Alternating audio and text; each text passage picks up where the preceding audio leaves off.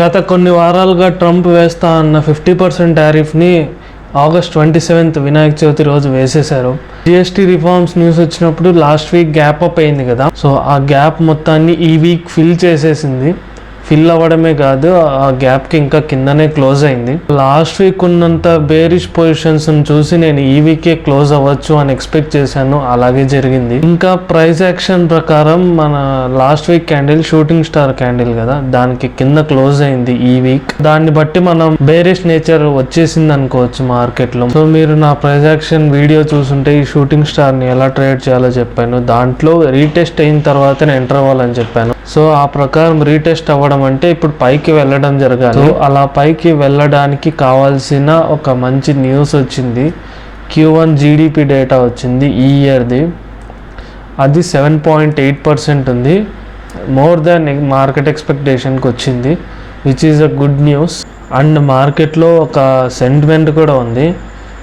ప్రతి year September టైంలో positive momentum వచ్చేదానికి ఛాన్స్ ఉంది. అండ్ వీ హోప్ ఈ మంత్ కూడా పాజిటివ్ మొమెంటం వచ్చే ఛాన్స్ ఉందేమో అని.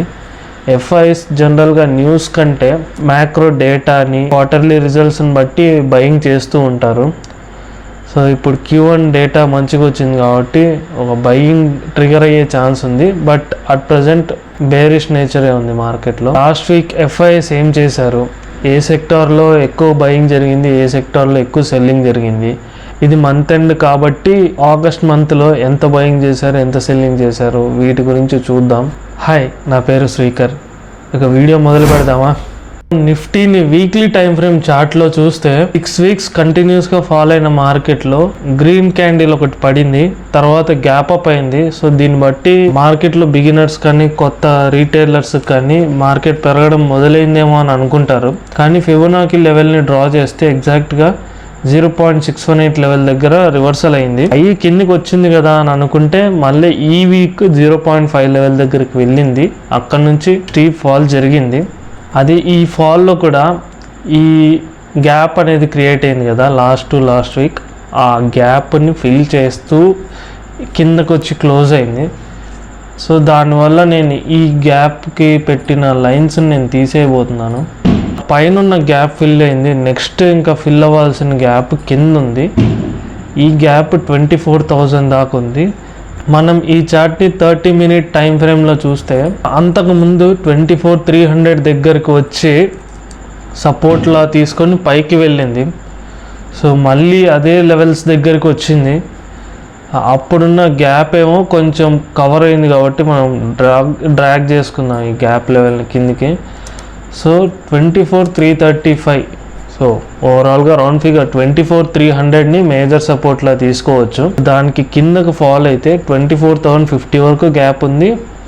అండ్ 23,800 లెవెల్ ఇక్కడ దాకా కూడా మేజర్ ఫాల్ జరగచ్చు. ఇది ఇంతకు మించి పడకపోవచ్చు అని అనుకుంటున్నాను, ఎందుకంటే ఆ సపోర్ట్ లెవెల్కి వచ్చిందంటే మోస్ట్లీ అండర్ వాల్యూడ్ అయిపోతుంది నిఫ్టీ. సో బయింగ్ జరిగే అవకాశం ఉంది. ఇన్ కేస్ 24,400 దగ్గర నుంచి రివర్సల్ అయ్యిందంటే 25,150, 25,200 ఈ కొంచెం జోన్ ఉంది కదా, దీన్ని దాటి పైన క్లోజ్ అయితే, డైలీలో క్లోజ్ అయితే 30లో కూడా క్లోజ్ అయినట్టే కాబట్టి మనం డైలీలో కన్సిడర్ చేద్దాం. సో ఇప్పుడు వాళ్ళు బుల్లిష్ పొజిషన్స్ బిల్డ్ చేయాలంటే ముందుగా ఉన్న బేరిష్ పొజిషన్స్ని కట్ చేయాలి కదా.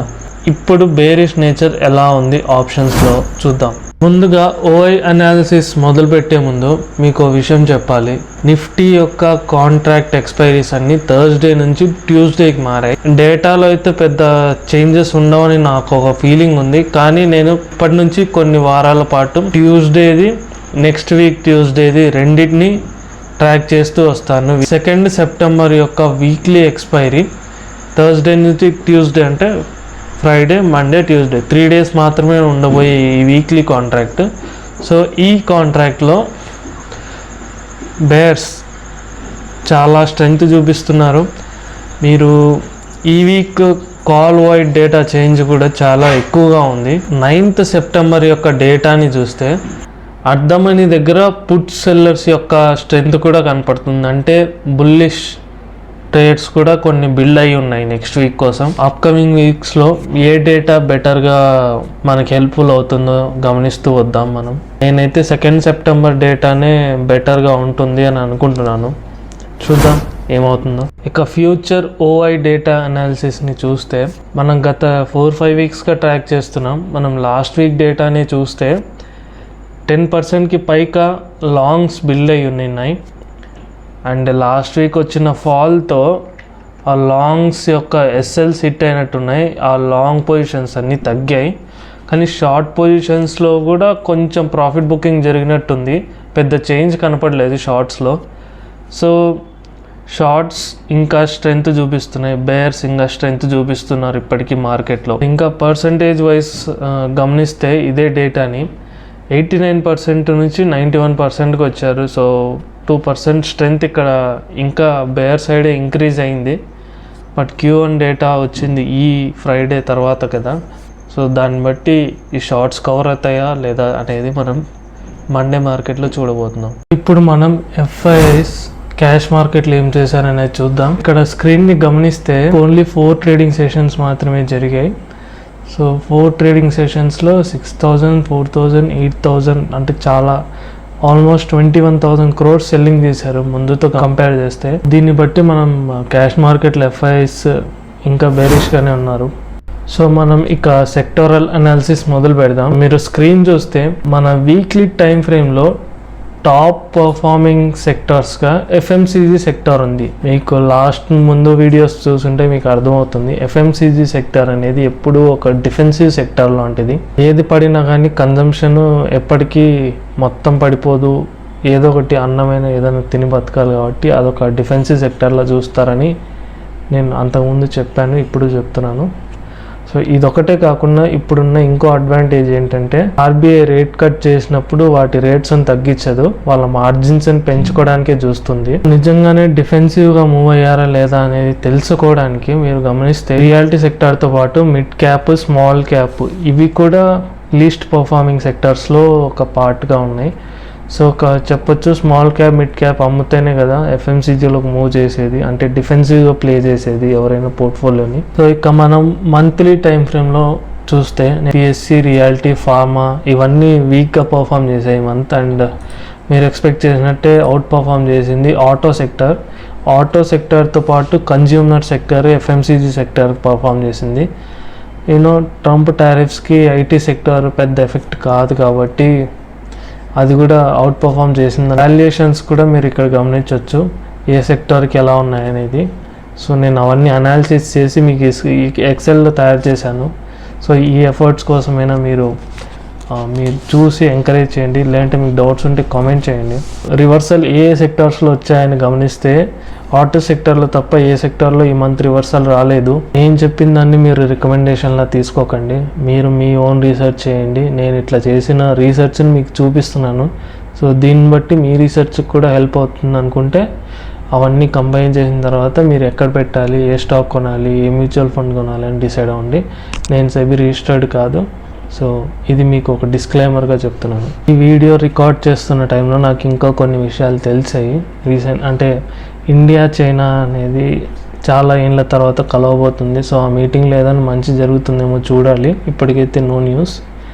ఇంకా యుఎస్లో కోర్టు ట్రంప్ మీద ఒక కేసు వేసింది, ఇండియా మీద అట్లా టారిఫ్స్ ఇల్లీగల్గా వేయకూడదు అని చెప్పి. ఆ కేసు ఇప్పుడు ట్రంప్కి అగెనిస్ట్గా గెలిచారు.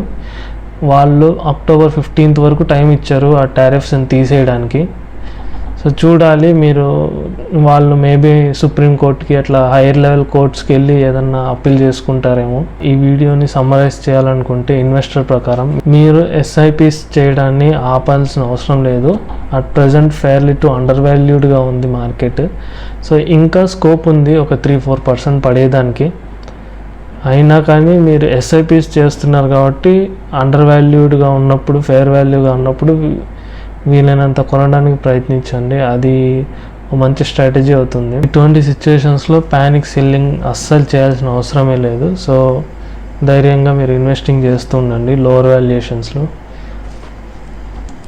ఐ హోప్ మీకు ఈ వీడియో నచ్చిందని అనుకుంటున్నాను. Thank you so much.